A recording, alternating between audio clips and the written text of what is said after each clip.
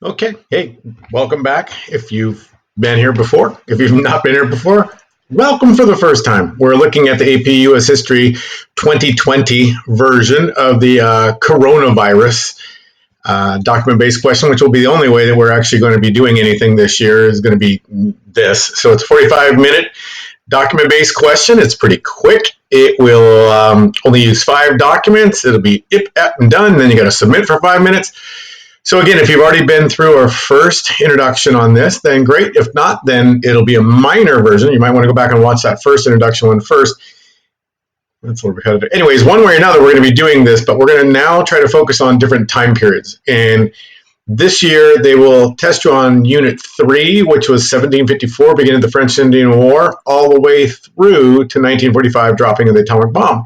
Little Boy and Fat Man on August 6th and August 9th, 1945. So those are the time periods, 1754 to 1945.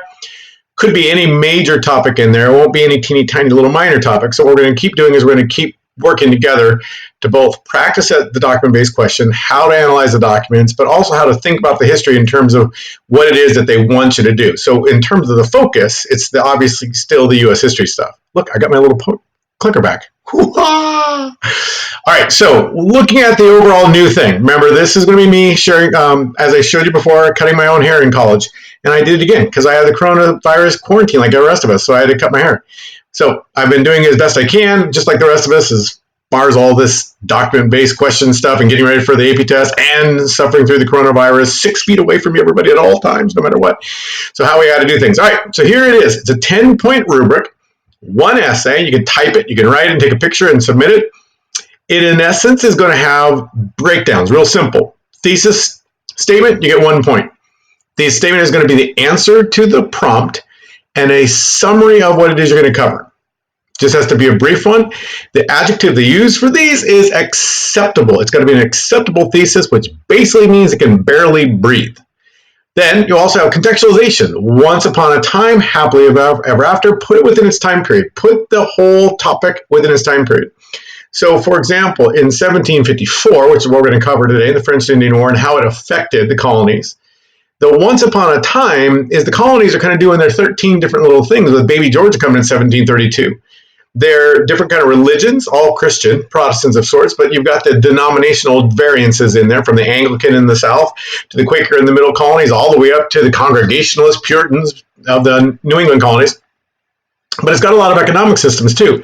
Remember, when we declare ourselves to be the United States of America, the U is small. So these colonies are kind of thinking of themselves as independent little mini countries that are all there with the backing of Mama, England. The big bag boogeyman of the West is, well, the North and the West is going to be the French and our Indian allies. So once upon a time, Britain and France had a whole bunch of wars, and then epilogue, French-Indian War ends. British are successful, so expensively deep in debt that it leads to taxation, which leads to the end of solitary neglect, which then leads to the American Revolution. So what's the before and what's the after? Remember, the prologue before is going to be the setting in the very first opening sentence in the introduction. You're going to do a brief little background just to set the stage. The first 2 to 3 sentences in the first body paragraph, and then the conclusion will be where you do your epilogue. All right, and then document analysis. They're only going to give you 5 documents. We're going to try to do 5 because, as I'll show you here today, they're always going to give you at least one that's going to be a little tricky. And you have to get 4 documents, four documents to get 2 points. Live long and prosper. You got to get 4 documents to get 2 points. If you only do 4 documents and you blow it on one of them, then you only get 1 point, one big fat point. So we're going to try to use all 5. And the way that we're going to break it down is 3 in body paragraph 1, 2 in body paragraph 2, and be done. So 5 allows you to make sure to make some mistakes. If you make some mistakes, you can still get all your points. Analysis. Analysis, as we've talked about in class, is kind of the bias. It's the crime scene investigation. Why did the guy say what he said? Why did the artist draw what he drew? What did the politician want to have happen? Just get in their head and spend 1 sentence after analyzing a document talking about why the person did what they did. That's all you're going to be able to do with this part. You do it 2, and we're going to try to do it at least 3 times in case you don't do it well. It would be great if you could do it 4 times. The reason why you probably won't do it a 5th time is unless they give a political cartoon, if they give you a chart, there's really not much bias behind the chart. There won't be much bias behind the chart. So we're going to try to do at least 4. All right, you also get well, 3 more sentences to make sure you get it right. And evidence, 2 points. Evidence is going to be adding any kind of outside history. Any kind of relatable outside history in its own way, and you get 2 points for this. Now, I know, having been a grader myself, that the threshold for this is going to be pretty low. They'll probably allow you to kind of sprinkle history in, and they kind of get a gut feeling like, yeah, the kid's got it. Now, remember, the way we also talk about in class is that if this is a story of, let's say, for example, the Three Little Pigs, and scene number 1, document 1, is the Mama Pig saying, you guys are driving me crazy, you have to go out and make your own houses. And so the Three Little Pig brothers are sent out. So document 2 is Pig 1, the lazy pig, making his house out of straw. And document 3 is going to be the third pig making his house out of bricks. Where'd the second pig go, you ask? Well, that's what they're going to do with this kind of stuff. They will then set up, for example, French and Indian War starting, and then they'll jump to the Stamp Act, and they may not tell you about Pontiac's Rebellion. So they're going to be waiting for you to bring in Pontiac's Rebellion. Pontiac's Rebellion, 1763.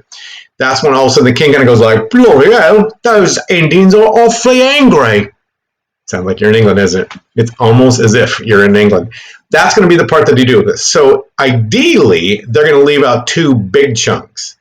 Realistically, if you sprinkle history in, as we talked about in class, and I'll show you some examples here in a second, you'll be able to get these 2 points still. And then reasoning. Reasoning is going to be 1 point, and reasoning is a fancy way for them saying, do you see the deeper stuff? I mean, do you go past the Cliff Notes version? Did you really go and struggle with a little bit of the complexity of the stuff? Maybe some parallels from other times in history, some hypocrisies that happened. We talked about in class, for example, the father of the American Rebellion, right? Sam Adams, cousin of John Adams. He says it's an inalienable right. You can do what you need to do to protect your liberty. As soon as Massachusetts gets its independence in 1783, he becomes a Massachusetts senator. Next thing you know, he's raising taxes on Daniel Shays and those guys, proclaiming that if they rebel against the state, the punishment should be death. So this 1 point will be kind of the gut one, where they can hold it back and they can give you a 9 for having jumped through all the hoops. But man, it sounds like you really know your history. We'll give you 1 more. So this is kind of the loosey-goosey 1 point. So if you add all those up, it's going to be ultimately adding up to 10. And that's it, 45 minutes. 45 minutes, boom, bang, boom. Going to find some place. Oh, and by the way, it's open note. But be careful, because open note, as I talked about in class with you guys, does not mean you have now time to look up every single thing that you're going to be writing about. Basically, open note means you probably can go once, maybe twice for a quick little reference and go like, oh, boo, boo, boo, and go from there. It's not going to be anything up. All right, so here's the simple steps. First step, really read the prompt. Read the prompt. Really know what the prompt says. Second step, before you even start to write anything, think about, okay, what's the history of the time period? If I had no documents to work with and I was going straight off of just the time period, what would I say about the impact of the French and Indian War on the relationship with the colonies? They won the war by pulling out the credit cards. England went so deep in debt that it had to start changing its relationship with the colonies, and the colonies have been used to solitary neglect. They're kind of like, hey, live and let live, do whatever you want to. And that then caused them to start doing taxes, Sugar Act, Stamp Act, Proclamation Line a year before those 2. Okay, I got it. Step 2, remember the history first, because most kids don't. They'll just go straight into the documents. Remember what the background is? That's going to be context. The basic story, the Leaning Tower of Pisa, the LTP. The Leaning Tower of Pisa leans. It leans. England was in debt. England raised taxes. The taxes pissed off the colonists. The colonists weren't asked for permission. The colonists said, we're Englishmen too. Well, yada, yada. When I got the American Revolution. And then conclusion, what happened afterwards? Well, that particular place, it's the American Revolution. We declare ourselves to be independent. All right, then you're going to start to analyze the documents. Remember, your AP test is half a reading test, half a did you know your history thing, formed in the shape of an essay. But it's not being graded as if this is an AP English class, literature or lang. It's not being graded for grace. Did you learn your history? Do you know your basic stuff? And can you read these complicated documents like you would in a research paper? So again, we're going to try to use all 5, 3 in the first body paragraph, because that's when they're going to focus on most. They know you're going to be racing in the second body paragraph, so they're going to kind of grade you a little easier. So if you do a great impression in the first body paragraph and just show that you're bubbling over with so much information, they're going to be totally set up for you for the next one. So remember, when you're looking at the sources, then just keep an eye towards like who's saying it, when they're saying it, why they're saying it. As we've talked about before, after 1790, every even year is an election year. If you look at terms like the beginning of a war, the ending of a war, who are they talking to? What are they doing? Is it a speech? Is it a letter? Then when you read the document, your most important main thing is to say in your own words what they say. And then you're going to find your little teeny little embedded quote, something that doesn't just repeat what you just said. You don't want to do that. That's redundant, but might magnify it, might support it, might add another element to the idea. Most importantly, if you're remembering from class or intervention period, every DBQ document has at least two ideas in it. Most have 3 or 4. So your job is to put all 4 together and kind of condense it down into 1. That's my visual aid for you. 4 condensed down to 1. But realistically, they're going to have 4 ideas. You'll understand maybe 2. The other 2 are going to, So you say one of the ideas, and then you kind of quote the second idea. It'll be not that bad, so don't worry about it. And again, the quotes aren't going to be much more than 5 to 8 words. 5 to 8 words. So we're not doing full-blown sentences, because after a while, they start thinking you're not even writing anymore. Somebody else, okay? Now, bias awareness, why they say what they say, why the artist draw what he did, that's your crime scene analysis. And so between this one then and that one, it's going to be a 1-2 punch. You're going to analyze something, and then you're going to basically, what did they say, why they say it, what did they say, why they say it. And then the outside history will be step number 3. So you're going to hear me talk about later on, don't worry about the numbering over here, 3, 4, 5. Basically, you're going to hear me say like, 1, what the document say, 2, why they say it, 3, what's going on in the history around it. Then you go and do the next one. So it's 1, 2, 3, 1, 2, 3, 1, 2, 3, new body paragraph, 1, 2, 3, 1, 2, 3, conclusion.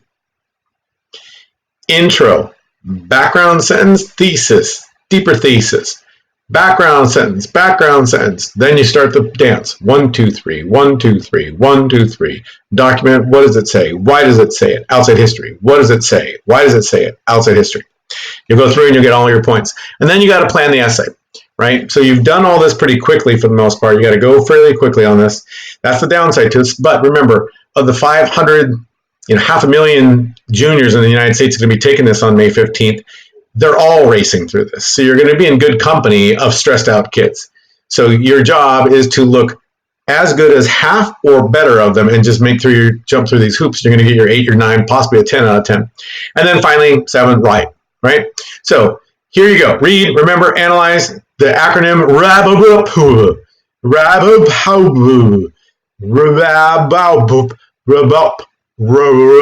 RRABOPW. So read, remember, analyze, bias, outside, plan, and write.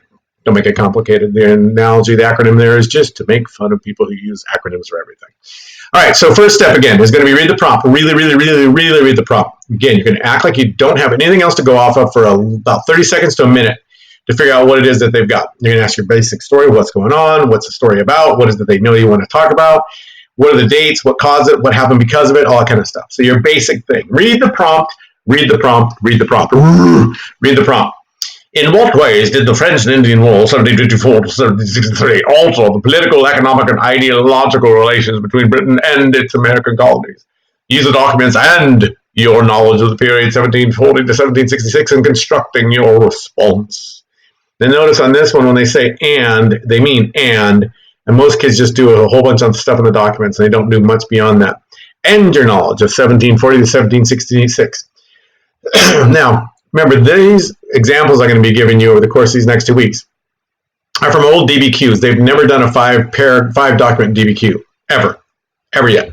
So these are all going to be designed from the old 7, or sometimes in these older ones, 11 documents. And you are probably, if this was actually being used today, this year, they would probably say ideological and economic, or political and economic. They're going to give you like 2 things to focus your 2 body paragraphs on. They're not going to expect you to write a full 5-paragraph essay with only 5 documents, one way or another. All right, so in what ways? Now think about what that means. In what ways means just basically tell the story. What's going on, right? You're going to always look for at least one deeper thing that's happening during this time period. Alter, that word basically obviously means that they want you to analyze how were things before and then how did they change afterwards. What was the same? What was different? Was there all differences? Were there all similarities? How did they alter? How did they change, right? And then the time period itself pushes you out before. In other words, they want to know that you know the basics of what was the history in the time period. And before 1740 to 1763, the end of the French War, most of all the political assemblies had local control. They had assemblies, and they were elected by the people, for the people, of the people, right there in that colony. They passed their own taxes, because all things concerned, if you remember, Britain didn't really give a rat's ass about the colonies for the longest time. It was like, what can you do for me? And when the colonies are small, not much. So you buy our stuff, we buy your natural resources. But after 1763, that's when Parliament starts getting a little haughty and a little bit like, we're here for you. Virtual representation. You don't need to be sitting there now following my damn lap. You don't have to be at all. We'll take care of it for you. By the way, enjoy that sugar tax. Stamp tax coming next. Have fun. Jolly. Economic. Power of the purse, local control. Afterwards, they're going to start doing things for revenue generation. Parliament will basically just start applying these. The most important of all those, obviously, being the stamp tax of the time period that they're looking at. Now, if you actually push that all the way to 1773, then you would add in the tea tax. But that doesn't have it yet. And then ideologically, prior to this time period, the colonists were proud to be part of the strongest empire in the face of the earth. After this, you see them start to see themselves as Americans. They will call themselves as something different, these sons of liberty. So what we have then is an essay where they're really waiting for you, and you'll see this. It's never said in there anywhere in places, but this is the biggest overall idea of the change. England had laws, England had navigation acts, England had mercantilism, but nobody obeyed it, and England really didn't care as long as they're making money. Then after the 7 Years' War, they're kind of like, bloody hell, and they have to pay off their debts. So they start to tax colonists. The colonists are like, wait, we're proud Britons too, and no British person, going back to Magna Carta, can have his property, his money, taken from him without his consent. That's stealing. If you take my property, that's stealing. So Parliament, you are stealing from us with this Stamp Act. So, and remember, Parliament is arguing from the opposite side, saying like, no. Little colonists, provincials, they call them. You need to remember your place. And that's down at the bottom of the social pyramid. Remember, the King of England, George III, coming in 1760, he really was all about deference. The patriot king is going to put back the way England's supposed to be. So this time period then at the end of this thing is when everything's going to be changing. All right, so your third thing, you've read the documents, you remember the history, now you're going to analyze the documents, right? Hurrah! So here's your first document, document 1. And again, in the actual AP test, because they've never done one like this, it had 11 documents, so I've picked out 5. So document 1, map. So you're going to have to go quick. They're going to have one. They've told you one document won't be words. No, there'll be words on it. North America before, North America after. So they're basically saying, what was it like before the 7 Years' War? What was it like afterwards? Remember, the 7 Years' War was also called the French and Indian War. So over here on the left-hand side, you've got the English kind of surrounding the French, but the French being strong in the middle with their Indian allies. And then afterwards, the French basically give it up and say, leave. Florida is, remember, most of this thing. So, well, let me get back to this part first. So what in essence changes is basically that then part goes away, right? The French lose it. Now, if you're going to quote a document, one of the things you can kind of show off is that there's a change down here. The Spanish, who are going to be allies of the French in the French and Indian War, will also lose by default. Since the French lose, they lose. And they also lose Louisiana's territory that goes all the way down into Florida. So you can quote a document, you can quote a chart, you can quote a map by just pointing something out specific that you see. The main idea is that France lost North America. A smaller detail, the way you quote a map, is just to point out something in particular that you notice on this thing. I mean, I guess you could point out that Russia continues to march down to Mendocino, kind of a thing. Yeah, da, comrade, kind of whatever you want to be able to do on this thing. All right, that takes you then to your 4. So, the bias awareness. Not a whole lot of bias analysis with a map. Map is pretty straightforward. So it's not going to be like, he wanted to show you that North America was more important than South America. Because notice, he barely put South America on the map. There's really not going to be a lot of bias in a chart. There's not going to be a lot of bias in terms of a map. In this particular case, these maps were in essence made by the AP folks. So what is your bias analysis? So again, bias analysis, you only technically have to do 2. Only twice do you have to say, why did the guy say what he said? We're going to try to at least do 4. It's like 2 per paragraph, 2 per paragraph. So that way they can't help but notice you did it. But chances are in one of the documents, unless it's a political cartoon, because then they're easy. Why the artist draw what he did? But if it's something like this, you really can't do much bias analysis. But you can do outside history. The outside history is going to be basically the French were Indian allies. The French, it doesn't matter if the Indian allies are there for the most part, then they're gone. So here's your outside history. France and Britain are competing for land. They want the beaver trade because back in England, back in France, when it's raining, the beaver oil makes it the beaver hats are all the rage. And they fight a number of wars. Now, if you remember, in every single solitary one of these wars, the same kind of thing happens.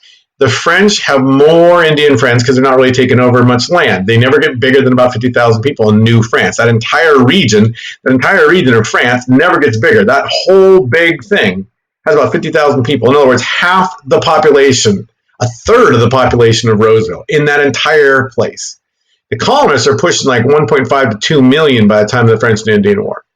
So outside history-wise, you can kind of talk about that.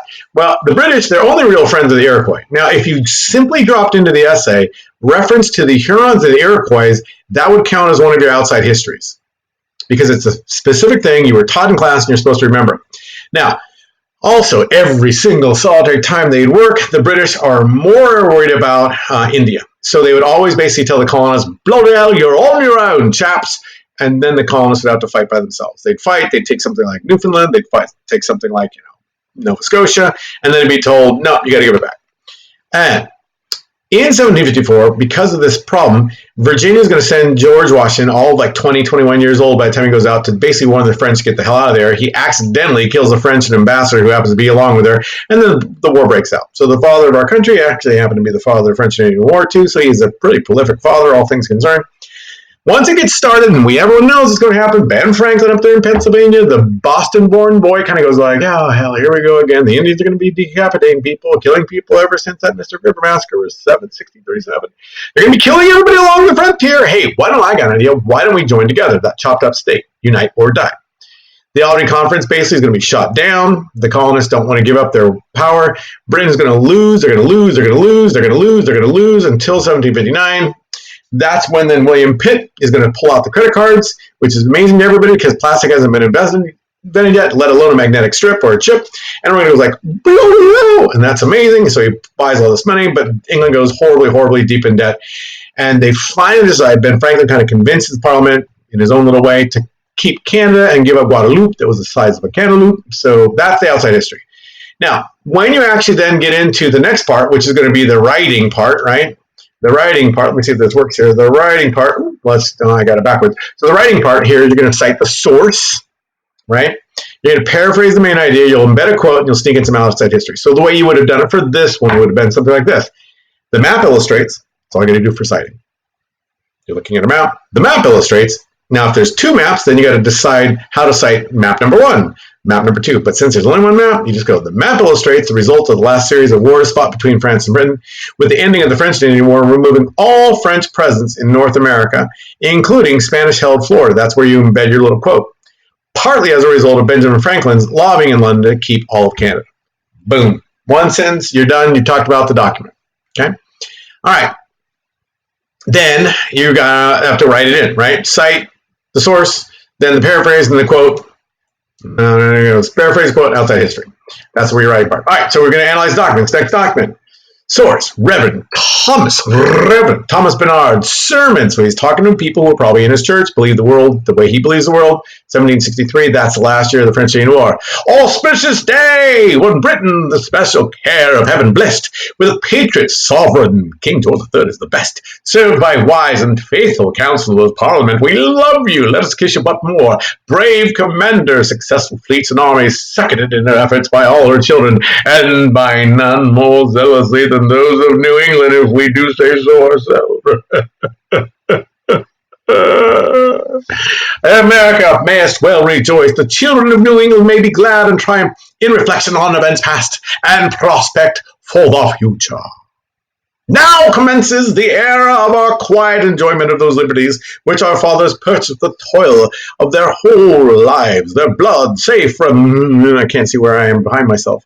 What does that say over there? Safe from the gripping hand of arbitrary sway and cruel superstition, shall be late founded seat of peace and freedom. Here shall our indulgent mother, with most generously rescued and protect us, be served and honored by growing numbers, with all duty, love, and gratitude, till death do us part. All right, so he's basically saying, damn, we won the war, biggest empire since the days of Rome, woo, everybody's happy, right? So let's say this is the part you're going to you get it best. Now that we've won this war, now that we're safe from the French, now that we can kind of do this, and our mother loves us, and our mother's going to give us all kinds of help in this, now we've got freedom till death do us part, forever and ever and ever and ever. Our indulgent mother be served by ever honored by till death till. All right. So when you go into the bias awareness, right? Bias awareness, obviously, again, is he's talking to his fellow parishioners. He's in charge of this church. They're used to him kind of leading them, guiding them. They're kind of the father of the particular church, right? So what you have then is a quote that will kind of be found in here. Seconded by our efforts of our children, none more zealous than those of England. That sounds like a guy kind of going like, hey, this is not just England's win, this is our win too, and us more than those damn Virginians. They think they got George Washington, but we're New England. We actually have the same. Then you use your outside history. Same as we did before, basic outside history. France conquered land, France conquered number of wars, blah, blah, blah, but it's the same basic history because the thing hasn't changed. It's still up to this time period, right? All right, so then we actually, let's just write the thing. Cite the source, paraphrase the main idea, embed a quote, sneaking outside history, bias for Reverend Barnard spoke for the most colonists. They're citing the source. And their intense sense of patriotic pride in being British citizens at the close of the 7 Years' War, stating, our indulgent mother would be served and honored till time shall be no more, will be part of England forever, or at least as long as English shelter and neglect lasted. So you're going to sneak some outside history in. You do that one sentence. That all right there is that one sentence. Now here's your why did he say what he said, what's he trying to say, who's he talking to, what's he want, getting in his head a little bit. Preaching to this independent and proud congregation, he also reminded them that France, and not their England, was the more despotic, right? Okay. So write it again in our stuff. So analyze the documents. So here you go. Document 3. This one you're going to do. Well, you can do it if you want to. You're watching this and you're like, sure, Mr. Lord, I did it. It's over here. My dog ate it. But here you go. To 1763. Canandaigua, chief of the Onondaga Nation of the Iroquois Confederacy, speaks to representatives of Pennsylvania, Maryland, and Virginia. We know our lands are now becoming more valuable. The white people think we do not know their value, but we are sensible that the land is everlasting and that the few goods we receive for it are soon worn out and gone. We are not well used with respect to the lands still unsold by us. Your people daily settle on these lands and spoil our hunting. We must insist on your removing them. As you know, they have no right to settle. Okay. So analyze documents basically is saying, hey, ever since the French got kicked out, you guys think you own the place. You're marching around taking our stuff. What the hell's going on, right? So you analyze the document. Obviously, his perspective is biased. He is a Native American chief. Their people can't stop the whites from coming. So now he's talking to the leaders, basically imploring them, kind of like saying, hey, you guys know this. You can't do this. This is stealing. This is like a violation of the, not kill. This is like commandment number 7, right? Now, commandment number 8. So the bias win is pretty simple. Supporting detail, you can get in there wherever you need to. All right, so outside history, analyze documents. Document 4, 1763. We, the commissioners of Her Majesty's Treasury, beg leave humbly to represent to your Majesty that having taken into consideration the present state of the duties of customs imposed on your Majesty's subjects of America and the West Indies, we find that the revenue arising therefrom is very small and inconsiderable. They're not paying their dues. They smuggle like hell. And it's not yet sufficient to defray a fourth of the part of the expense necessary for collecting it. In other words, we're losing money just trying to get it from them. We observe with concern that through neglect, connivance, and fraud, not only is revenue impaired, but the commerce of the colonies diverted from its natural course. This revenue is more indispensable when the military establishment necessary for maintaining these colonies requires large revenue to support it. And when their vast increase in territory and population makes the proper regulation of their trade of immediate necessity. In other words, what the hell's going on? Why is it happening the way it's happening? All right, here's another one. Here's the 5th one. Source, Dr. Ben Franklin in London, letter to John Hughes in Pennsylvania. As to the Stamp Act, though we propose doing our endeavor to get it repealed, in which I am sure you would concur with us, yet the success is uncertain. If it continues, if we can't get this thing knocked out, your undertaking to execute it may make you unpopular for a time, but your coolness and steadiness, and with every circumstance in your power to favor the people, will by degrees reconcile them. In other words, if we can't kill this Stamp Act, can't beat them, join them. Probably be a good idea to become the Stamp Act collector. You get to keep like 10 to 15 to 20% of all the stamps collected. In the meantime, firm loyal to the crown and faithful adherence to the government of this nation, which is safest as well as honor of the colonies to be connected with, will always be the wisest course for you and I to take. In other words, lay low. We'll try to get the Stamp Act to go away, but if it don't, we'll be the guys collecting it. Anyway, so that's what you're kind of going to have for this particular thing, right? Why is Ben Franklin saying what he's saying? He's saying because that's the way Ben Franklin operates. He's always very specific. All right, so you plan the essay. And the introduction is going to start with one sentence. It's not going to be a hook. It's not going to be a quote. It won't be a rhetorical question. Have you ever wondered why the colonies felt so disparaged against after the French? And you went, dang, Once upon a time, set the stage. The colonies of England had been growing astronomically in comparison to New France, but the wars between the two had constantly dragged them into conflict with the Indian allies. Whatever, right? And then your thesis statement. Cost of the French Indian War pushed England into ending its solitary neglect and began to lay revenue tax on that thing, right? All right, so body paragraph 1. Again, you'll start with a quick background context. So background will be a little bit more detailed. So you do the very same thing you've done in the introduction. You're just going to do it in 2 sentences, maybe 3 sentences. You're going to have more detail to it. This will then count as your outside history, because if they give you context points for the introduction, they will then give you outside history points for this being the first sentence in the first body paragraph. So why do you do it? You sneak in stuff about the Albany Conference, Unite or Die, that kind of stuff.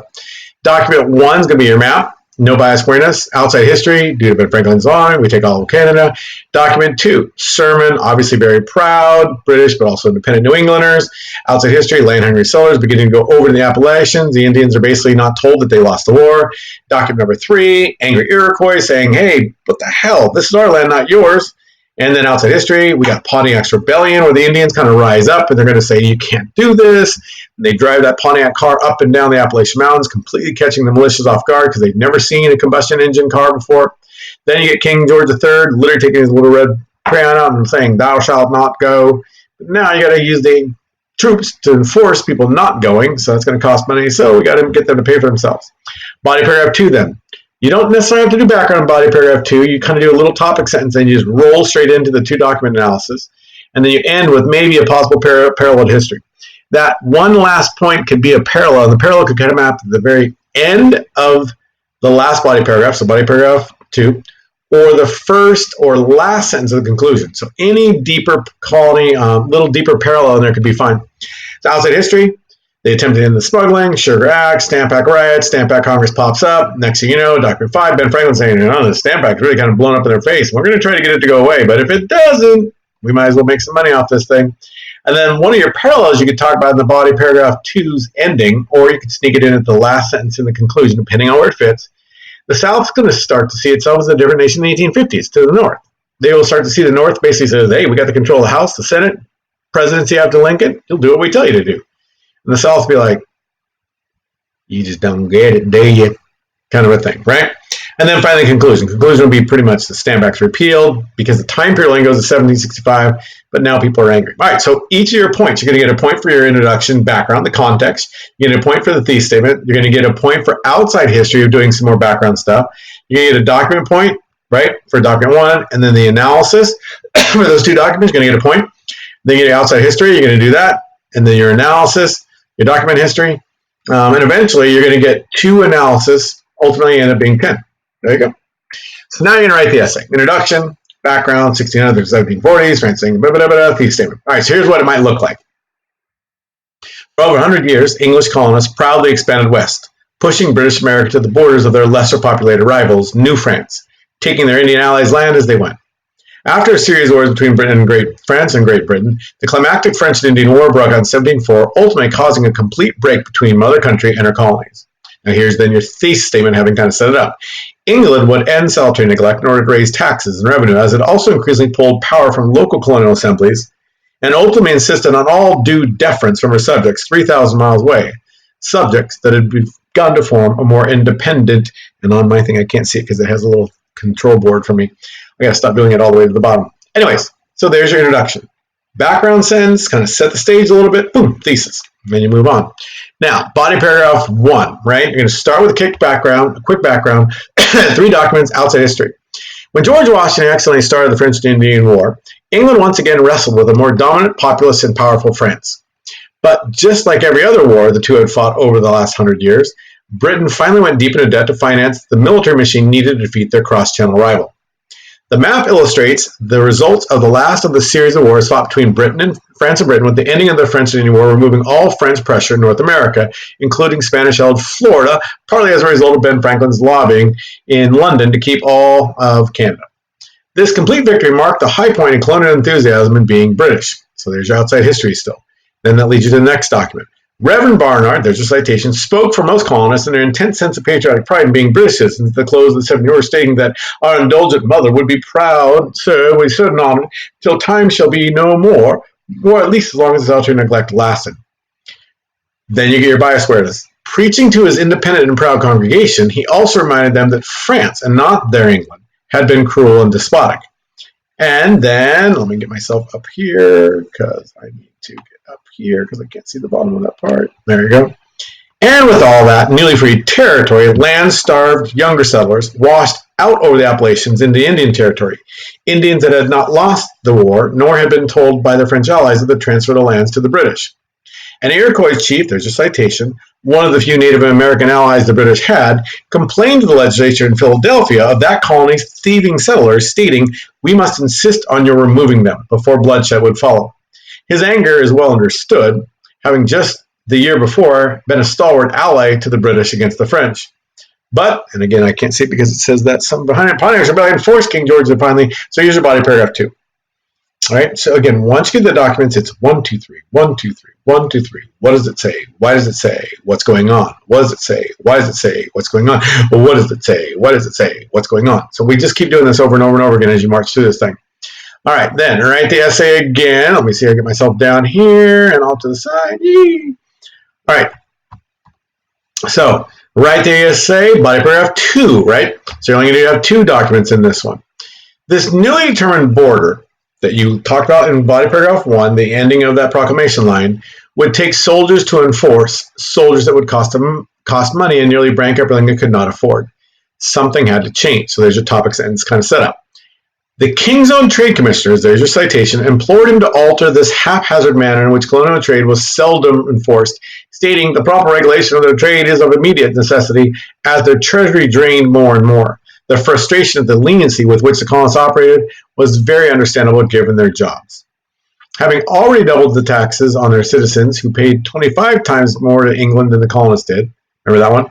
Parliament made moves to slowly end the salutary neglect that had seen its mercantilist navigation acts rarely enforced. Struggling with the French had been rampant. Smuggling with the French had been rampant throughout the war, and Britain made moves to end it. It also imposed a Sugar Act on the colonies in 1764, actually lowering the duty but requiring it to be paid, and the following year initiated its first ever direct tax with the Stamp Act. Within weeks, riots broke out with the Sons of Liberty tar and feathering stamp collectors and destroying homes of despised British agents like, remember, Thomas Hutchinson of Boston. But, remember, he's Anne Hutchinson's descendant. But even back in London, colonial lobbyist Ben Franklin wrote to a friend that the colonies were best regulated by England, and even though the Stamp Act might be despised, taking part as a supportive and dutiful stamp collector would be the wisest course for you and I to take. Knowing as he did where the power was in 1765. Obviously, a leader as adroit, pragmatic, and realistic as Franklin understood that it was better to be with the power than against it. There's your bias analysis right there. Why did he say what he said?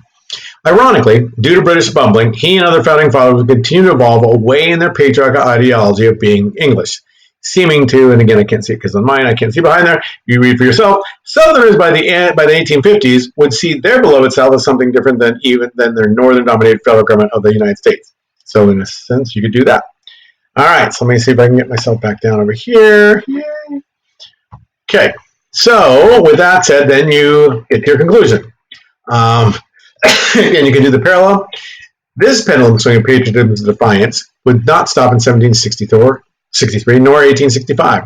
Not even our own age with president that nearly half the population doesn't respect. So your parallel can be like anything you've seen before, and it doesn't have to come from US, from AP Europe. It helps if it's from AP US, but it doesn't have to be. In 1765, the Stamp Act would be repealed, but the basic estrangement between a once proud set of colonies and Parliament and King that expected due deference from their subjects who pride themselves on being just as free as those living in England itself, would continue to grow until becoming intolerable. Finally, in July of 1776, these colonies would finally sever, I would probably not say finally twice, I should refix that, sever all economic, political, and ideological bands with the mother country and move forward as united yet independent states. Bing! What's coming next? All right, so remember, you get your thesis statement, contextualization, once upon a time, happily ever after. You're going to get 1 point for using 2 documents. You're going to get 2 points for using 4 documents. We're going to try to use 5. That way, if we screw up, we'll still be okay. Then the analysis is going to be figuring out why they said what they said. You're going to get 1 point for doing it for 1 document. You'll get a 2nd point for doing it for a 2nd document. But again, it's human error. These things are mind-numbingly boring to read by the hundreds, believe me, having done it. So we're going to try to do it at least 3, maybe 4. It would be great if you do it 5 times, but again, time is of the essence. But if you do your 1, 2, 3, 1, 2, 3, 1, 2, 3, and then you're going to find it afterwards. You're going to get your evidence, your outside history. So you're going to go 1, what's going on, 2, why they say what's going on, 3, what happens around outside history. And then finally, reasoning is going to be your deeper kind of thing, any kind of history that you've seen before. Now, remember, in the midst of this then, the simple steps are going to be read the prompt, know what it's going to say, remember the history itself, and then all the background, what's it happened, what's the main story itself, and neglect, conclusion, all kind of stuff. Analyze the documents to use all 5 if possible, 3 in the first body paragraph, 2 in the second body paragraph. Then look at the source as you're looking at it real quick. Try to figure that out because you're going to say what's going on, then why is it going on. And then paraphrase the main idea, find some supporting embedded quote, as best you can, 5 to 8 words. Then why did the guy say what he did? Bias awareness. Again, 2 times at the minimum to get 2 points from there. But we're going to try to do at least 4 times, maybe 5. But again, if you get a chart or something, well, that's 4, 5. But if you get a chart, then it's hard to do the bias analysis. Outside history, you can sneak it in, but at least sneak it in. At the very least, try to get 1 or 2, and you can get 2 points out of there, and then plan the essay, and then you get ready to write it. And then you'll go beep and hit submit to them. All right, guys. This is the way it works. It's as simple as RRABOPW.